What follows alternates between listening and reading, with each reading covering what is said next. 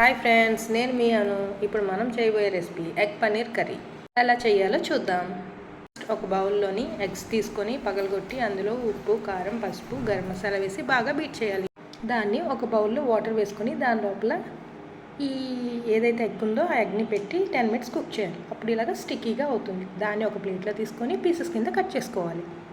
ఆ కట్ చేసుకున్న పీసెస్ని ఒక కడాయి పెట్టుకొని కడాయిలో ఆయిల్ వేసుకొని ఆ పీసెస్ని బాగా డీప్ ఫ్రై చేసుకోవాలన్నమాట. చేసుకున్న తర్వాత ఆనియన్ వేసుకొని చిల్లీస్ వేసుకొని బాగా వేయించుకొని కొంచెం జింజర్ గార్లిక్ పేస్ట్ వేసి టొమాటో వేసి బాగా వేయించుకోవాలి. బాగా వేగిన తర్వాత అందులో కొంచెం వాటర్ పోసి కొంతసేపు మగ్గనివ్వాలి.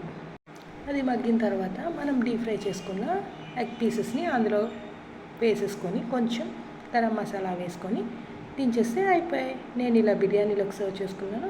మీరు రోటీ రైస్ దేంట్లోకైనా సర్వ్ చేసుకోవచ్చు.